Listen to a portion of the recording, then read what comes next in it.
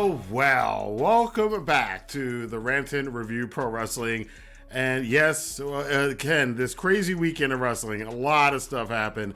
And today we're going to be shifting our focus from New Japan and WWE over to AEW and this past Friday's live edition of AEW Rampage in front of another sold-out crowd. Lots of, the crowds have been getting bigger for AEW, I've noticed, in the last couple of weeks at their TV shows. So this was a packed house again for All Elite Wrestling. And started off with the Young Bucks, hometown boys, just down the street. They live in, they came from Cucamonga, whatever it's called, somewhere out in California. I don't live in California, so it's all good. But the Young Bucks taking on the Lucha Brothers, one of the storied rivalries. We get right into the action to start off Rampage. And these two teams, as they always do, tore down the house. There were so many crazy spots in this match. Again, it's a spot match, and we're going to have a discussion about that at some point in time, because that is a source of contention for some wrestling fans, and it's been, in light of what MJF did on Wednesday, it's become an even bigger story and an even bigger conversation in the pro wrestling community.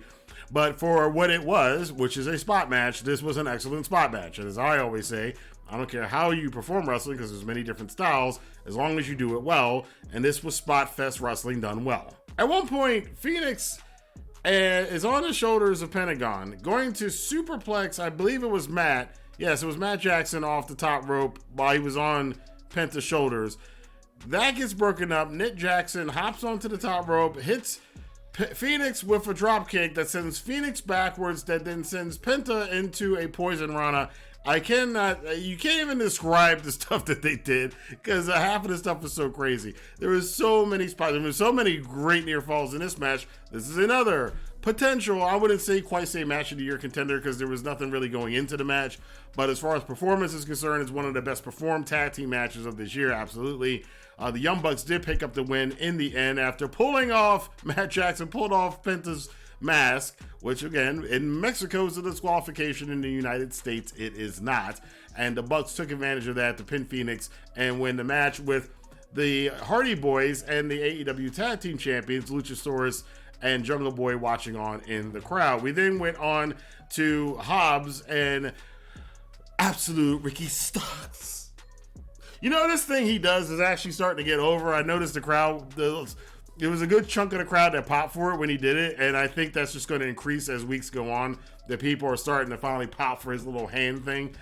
I call it the alien face hugger pose. But anyway, they had a squash match against a couple of local wrestlers, and the promo that they cut, that they were playing during the match, and actually almost missed the finish of the match because of it, they had a nice little line about the book of Hobbs's Book of 13, which is a reference to Taz, who used to use the number 13.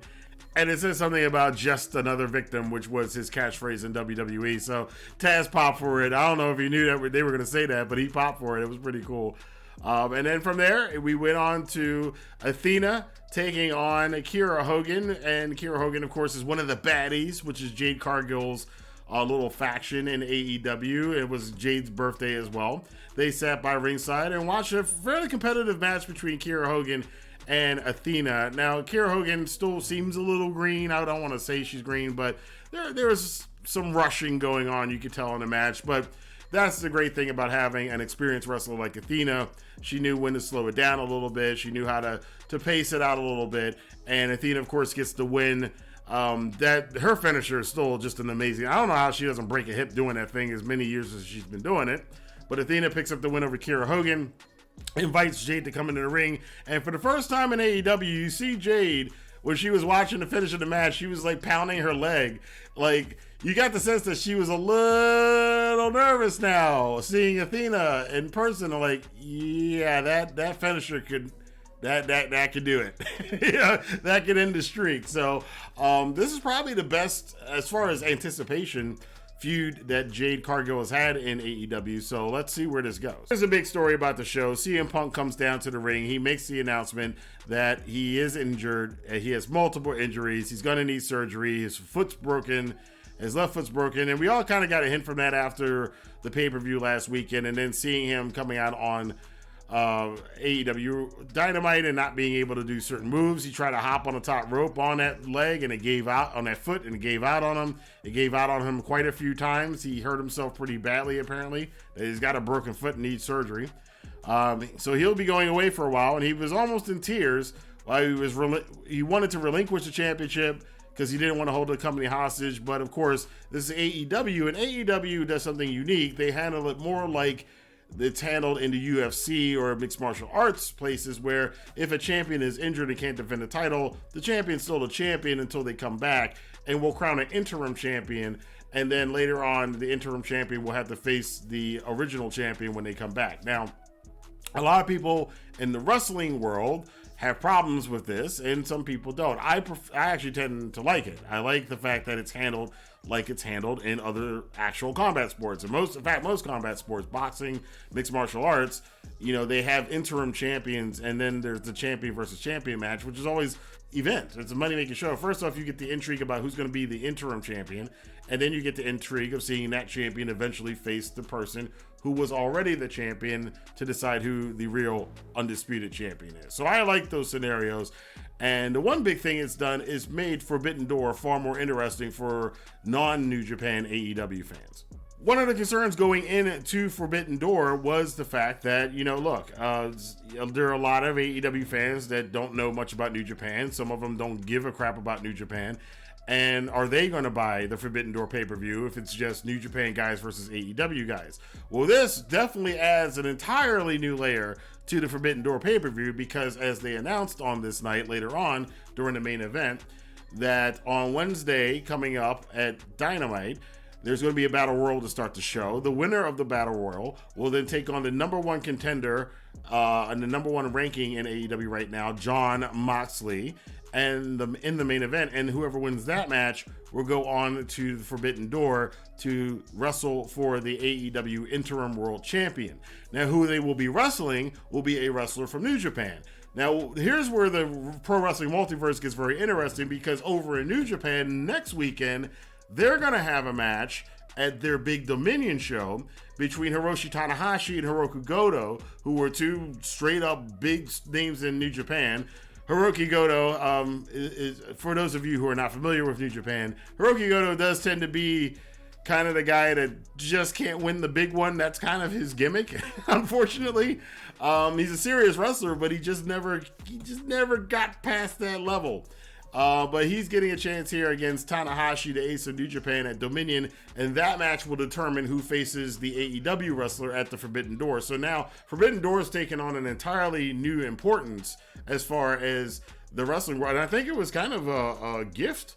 If people are going to say, maybe the injury isn't real or whatever. I don't know, but say the injury is real. We're going to go with that.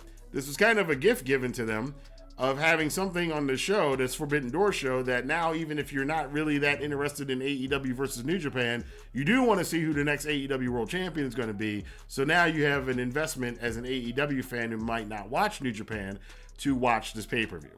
We'll talk about that more as the week continues, and definitely be talking about it heading into Wednesday with AEW Dynamite. But in the main event on Rampage this week, we had it was an anticipated match for me, because I like these two guys. I think they are a little bit underrated. But Scorpio Sky defending the TNT Championship against Dante Martin in the main event, and it was everything that we thought it was going to be. But we wound up with yet another injury. Scorpio Sky winds up getting injured during this match, and he does win the match against Dante Martin, successfully defending the TNT Championship. But once again, it looked like they were about to strap this TNT Championship on a Scorpio Sky for a good long time, made him a custom championship, and now if he has to be out, you'll have two singles champions in the male division. What are you going to do with that one? You're going to have a tournament, or are you going to have a battle royal? How are you going to handle that if Scorpio Sky can't wrestle for the next month, or would they just kind of sweep it under the rug? I kind of have a feeling they might they don't want to do two interim champions, so they're probably going to do something else if Scorpio Sky can't wrestle for the foreseeable future. But much like WWE has some problems with injuries right now and who's going to fill those spots, AEW might have a similar problem, because they might not have any singles male champions going forward for the next couple of months. Or at least for the next month until Forbidden Door is done. So very interesting time this weekend in professional wrestling across the board with all the companies. AEW Rampage this past week, live show, it's entertaining. I definitely would check it out, especially the best match of the card obviously was the Lucha Brothers versus the Young Bucks, and you probably want to see I think the Kiera Hogan match with Athena was good for what it was. It's good to see Athena's debut in AEW, and the main event is just outstanding. It's just unfortunate that Scorpio Sky got injured, so I definitely would recommend checking it out. But I want to know what you guys think about this. Do you think that... Are you some of the people that think this is a work? CM Punk's not really injured, or do you think this was a kind of a gift horse given to AEW and New Japan for the Forbidden Door show to get other people interested in it? Do you think that Scorpio Sky is going to be injured and miss time? And what do you think they would do if he has to be out for a month or two with an injury? Let your voice be heard in the comment box below. Until next time, I will see you guys here for more news, rumors, and commentary right here on the Rantin Review Pro Wrestling. Have a good day.